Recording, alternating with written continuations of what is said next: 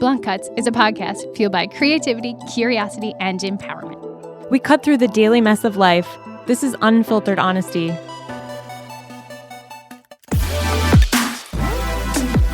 Park your passive at the door. This is Blunt Cuts.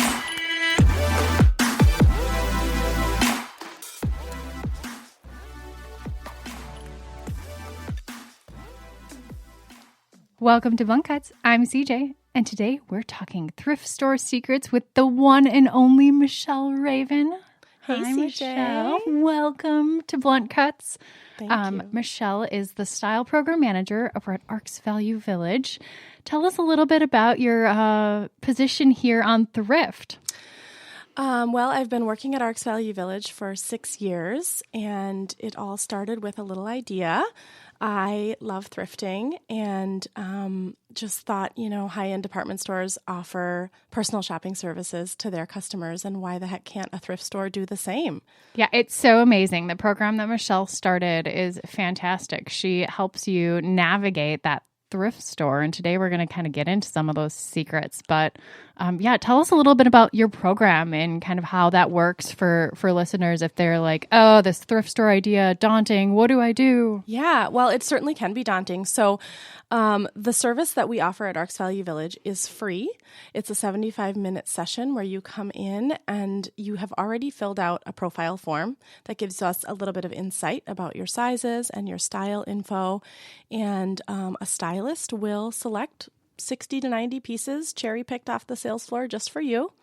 So clothing amazing. And accessories. Yeah, and they'll style some looks for you. And in that 75-minute session, you just try them on and leave with what you love. I love that concept. So definitely go check that out. I'm sure there's more information on arcsvaluevillage.org that they can check out more details. Yep, all the details are right there. Perfect. So my stance on thrifting is my happy place. I love the hunt. My stance, thrifting is a blend of luck, skill, and artistry. Thrifting always came very naturally to me. And when I realized that not everyone had that same knack, it became very clear to me that there was a career opportunity to be had. That's so awesome. I mean, I think that it isn't easy for everyone. Like, I love that hunt. I love finding those amazing pieces. I like to call those my unicorn pieces. But I grew up garage sale shopping with my grandpa. The hunt is kind of in my DNA. It's how I lived as a child. So being able to find and pull things is fun for me. Yeah, and it's daunting to some. They walk into a thrift store and they feel overwhelmed as they see this sea of racks and shelf after shelf of treasures. I have thrift in my DNA as well. My grandmother collected milk pourers. So you would take this little ceramic piece of maybe a cow and you would hold the tail and tip it and milk would come out of the mouth. So cute. They were adorable. She had hundreds of them and she always had these great stories about where she found them. And that really made me fall in love with this concept of things that she would always find them at flea markets and thrift stores. I just fell in love with this idea that this piece has a story. And then now the story is part of my grandmother's story. And now I share those pieces with my son. So it's just fun to have a piece with a story. I love the story element too of vintage and what you can find in a thrift store. I mean, and it doesn't even have to be old. It's just something that somebody else discarded. And the fact that I can bring that home and use it for another purpose is such an amazing way to stay sustainable too. Yeah. I think that for me, the most useful time, so I don't thrift every day. I thrift when I need something off season. Like that is a huge thing for me. So middle of July, Minnesota, and I have an editorial shooting photo shoot for winter. Yes. I can't walk into any off-the-rack store and pull a thick knit sweater. Right. But so where can I find that at a thrift store? Exactly. Yep. Exactly. Or when it snows, a whole foot in April. That's a good opportunity to go in and get your winter gear. When all the swimsuits are out right now, Yes. and you need a lovely sweater. So that's that off-season opportunity. I think that has been an amazing way that I use thrift. The other thing is I've found over time that I love brands. Like I have some brands that fit me really well. Like I know there are certain pants from Banana Republic and certain tops from J. Crew that I love how they wash up. I love how they're durable. I can walk into any thrift store here in Minnesota and find J. Crew and Banana for like $5 to $8. Exactly. Like those pieces are $80 to $150 depending on what piece. And as long as you know what fits you well and you know the fabrics and the styles of those brands, like that's such an amazing way to kind of go into that thrift store with a purpose. And that brings me to another thing. If you go in and you're looking for something, you're probably not going to find that. Yeah, I do always tell people to go in with a plan, but make sure that plan is flexible. Go in with like some treasured finds that you are on the hunt for, but also be willing to bend a little bit. Or if you need a color, like I don't have anything I really don't have much color in my closet at all, but if I need something, like I want a pop of lavender, I want a pop of green, I know that I can go to a thrift store and say, okay, my mission, only look on this rack at that color as I make my way down the aisle. Yep. So trying to be a little strategic, I get what you're saying. Yes, exactly. But if I go in with a purpose of I need this, beautiful fur hat for what I'm looking for, and the last week I would have saw, 20 of that option, and I go in, it's never there. And I kind of call this like Murphy's Law. I call this like thrift law. Yeah. So you're always going to find it when you don't necessarily need it. But if you have a running list, I like to keep a running list of things I need. Then that makes that process a little more fun and makes the hunt more exciting because I could say, okay, check, I found that this time. Or I'm score. Still in the hunt for some long red gloves, but not satin. Like I kind of want leather or like a material, vinyl or something like that, and that's on my list. Yep. So every time I will go to the gloves, see if it's there, yes or no. I also believe in thrift karma though. And I do think, if you are someone who donates frequently. How do I get some of that? Donates, and you just bring a good juju when you come to the thrift store. I think a lot of times, like the thrift gods will do right by you. I'm clearly not doing enough in this department because I am having some not so good luck. But okay. Today I'm getting my thrift karma here with Michelle, and I feel like this is going to be really good. Okay, let's talk about those amazing thrift finds. Like you always hear people talk about, I found this. It was, $800 and I found it for $10.99. Well, guys, I have a story that will take me through my next 50 years of thrifting. So I was at Unique Thrift in Burnsville, Minnesota. I mean, not a huge hot pocket of fashion down in the Burnsville. I'm from Burnsville, so, I love it. But I think that those unique little suburban pockets of people who buy really high end do exist, and people forget about that, right? So you might not be able to find all of the super high end brands here in Minnesota. Like we have a few stores really that you can get very high end. Well, I walked in one day and I was just like, I need some shoes and like size 7s and 10s for editorials. I'm an 8, rarely even look at the 8 shoes because I'm like, I'm shopping for other people usually. I walk by the size 8s and there on the shelf are alligator Prada slingbacks. Oh my God. And I saw them and I was like, no, those can't be. And I picked it up. And I was like, oh my gosh. Okay, they say Prada. Oh my gosh, I'm flipping them over. 39.5. I'm like, my heart is racing. I couldn't breathe. See, that's thrift karma. I couldn't breathe. I literally could not breathe. And I was like, oh my gosh. So I ran straight to the register. I couldn't even look at anything else. And I was like, I have to make sure that I'm not sleeping, that this is not a dream, that I found for $14.99 alligator Prada slingbacks. That is amazing. So that story alone will get me through thrifting. Yeah.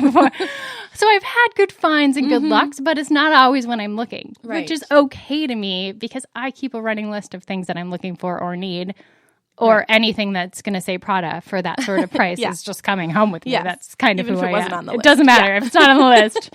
Prada, you're always on the list. Yes. So tell me about kind of any of those unicorn stories you have, or how people can kind of find those secrets, or what's the best strategy to go into a thrift store to find those amazing pieces? Yeah, well, unicorn stories, for me, and especially because of my line of work of shopping for other people, it becomes kind of subjective. I mean, there's a unicorn for every client. So, I'm open to finding whatever that treasure is that I know is going to make my client go wild. So I'll share with you some secrets that I have learned over the years thrifting. First, if you're going to hit up a thrift store, plan ahead, go through your closet and identify gaps, pull out things that maybe are a little worn and you're ready to donate, and have a wish list like we talked about. Yeah, I think that's a great idea too, to have like that bag you bring with you, right? Yes, absolutely. I always have in my trunk a bag of things that I'm ready to donate because I never know when I'm going to spot a thrift store and need to veer off the highway and head in. I always think about what I'm going to wear when I'm thrifting. I think about things that are easy to slip on and off.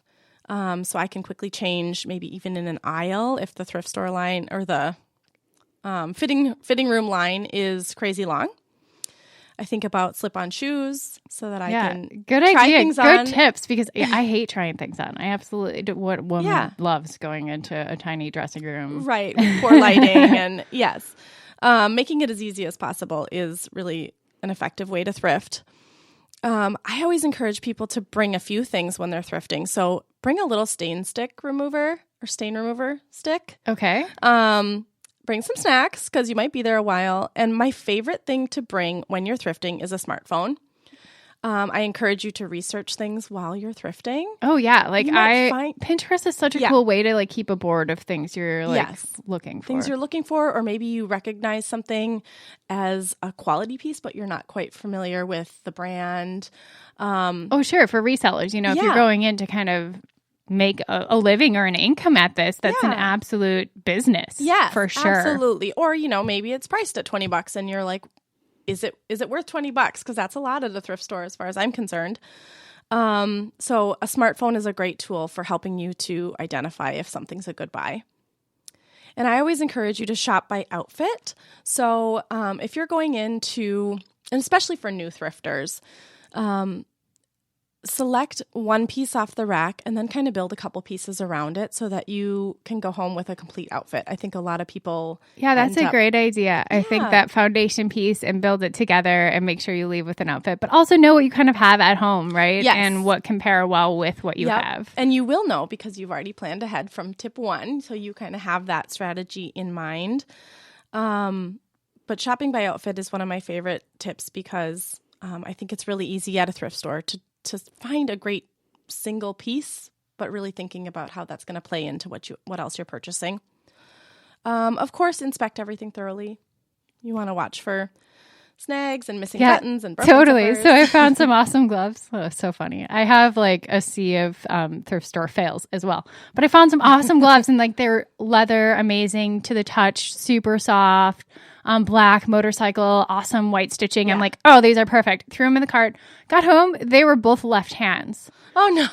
So I'm like, that happen with shoes before. There's going to be that day that I'm going to need just one glove that I'm going to, bedazzle out, stud out, whatever it may be. So anyway, I kept the gloves, but I have 2 left hands. Yeah. Should anyone for some reason have 2 left hands, I got you covered. Try everything on. Which, again, if you're dressed appropriately, it makes it super easy to do. Disregard size labels and shop all departments. I think that's huge, the size label thing. Okay, so I'm a smaller framed person, but I love oversized, and I know I love that look. So I may be an extra small, but I will buy up to large, extra large if I know the fabric and the lay and the fit, and if it's a button-up that I want to wear as a shirt dress. Yeah. Like, I will know and try those things on and be like, wow, this works. Like, disregard that idea of size a little bit, Like, I get tailoring and fit if you're looking for something super fitted. But if you're into pieces that have, like, a freer structure, like, I really love clean lines and a lot of Asian-inspired design. And that's really, like, 2 or 3 stitches. So the size doesn't really change the fit. Right. Always in those sorts of garments. So I'm for the silhouette I'm more silhouette based than I am size based. Yeah, I think that's important, and I think that's something that maybe people that are new to thrift don't think about. But when there's so many different brands, things are going to fit differently. So be willing to look in all sizes and disregard what it says on the tag. I also say, ask a lot of questions when you're in a thrift store. The employees will give you some tips on when things are coming out.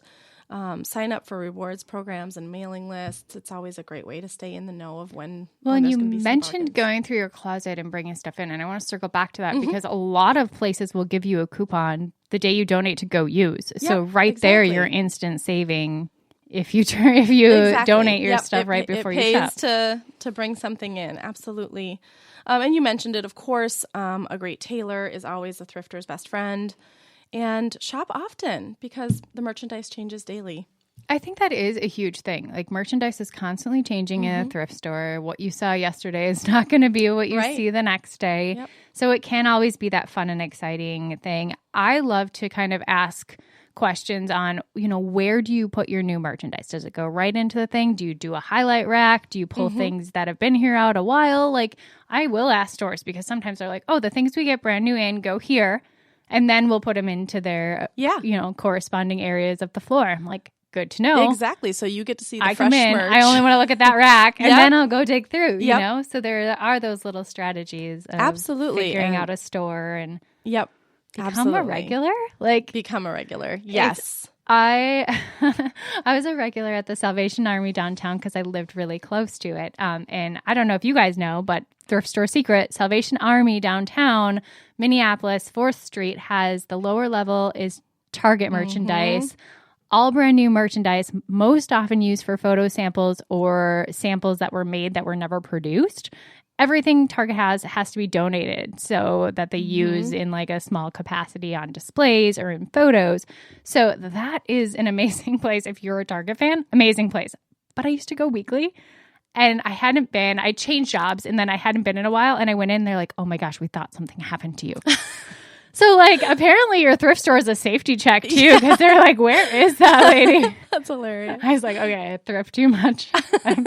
I've become a regular. That is great. But really, truly, become regulars. Get to know the owners of your thrift shops. They love what you love, and they're going to help you out. Or if they know you're hunting for something, they'll let you know. Yeah, absolutely. And it feels good. I mean, a lot of them are, locals who, are just doing good in our community through recycling and nonprofit. And it feels good to friend them. Yeah, I think a lot of thrift stores do have a really good policy on, recycling and what they can do to kind of stay sustainable. And I think repurposing too. Like that's so cool. Like the stuff you can find in a thrift store and say, okay, well, I'm going to take this denim jacket that might have a hole and put something else on it. Or, exactly. Be able to distress add some and more have holes. some fun. Yeah, I don't know. So have projects. Pinterest is a great friend. I like to have a plan. So for me, I always want to make sure that I'm going in with a list, that running list, and fabrics are key. Yeah.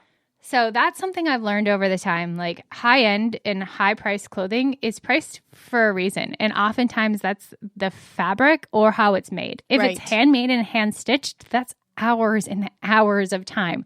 It's not just the brand label all of the time. Right. A lot of times it is the amount of work and effort, but sometimes it's the amount of marketing and advertising that price has to be increased, right? So know good quality fabrics and touch them. Yes. Feel your clothes. Feel your clothes in your closet. Learn what $10 Target feels like and learn what a cashmere sweater feels like. Like go to Nordstrom, touch the racks. Like, okay, if you can't spend $500 on a sweater, no prob. Go feel it. Learn the fabrics. Look at the labels of those brands that you covet. Go thrifting and feel. Yeah. Because you will find similar fabrics at a thrift store. Yeah. And I want to challenge. I actually, sorry to interrupt you. Oh, no, go ahead. I actually led a touch and feel seminar at Arks Valley Village a few years ago where I had all the staff in the back room and I had different fabrics. And we played a game where they had to guess which ones were the quality fabrics. And because we really wanted to teach our production team to identify those quality pieces so that they could price them accordingly. Yeah, I love that. So I am totally up for a blindfolded thrift challenge because I think I would rock it. Amazing. So if you guys want to do that, I will come in, blindfold me, and I will find quality because that is one of those things that you just, if you learn it and you know it, you will know what a crappy synthetic fabric feels like. Yep. You will know what butter feels like in your hand and you're like, yes, this is silk from J. Crew. I can feel it. I know it. I know it's going to iron and steam perfectly and that color is not going to change. Yep. And I know what I can wash and I know what I need to dry clean and I don't like it to have a dry clean bill. Right. So I'm a big wash and wear kind of person, but then I know there's certain fabrics I can't put in my washing machine. Right. I love the idea of a blindfold challenge. It is so happening. I'm in. Well, thanks for hanging out with us today, Michelle. Thanks for having me. And if you guys love thrifting, connect with Michelle. She is the local guru when it comes to this. Tell them how they can find you. So you can find me on Instagram at Thrift Stylist. See, her whole Instagram is just Thrift Stylist. How easy is that? And we want to hear your favorite finds here at Blunt Cuts. So let's continue the conversation on Instagram. Find us at Blunt Cuts Podcast.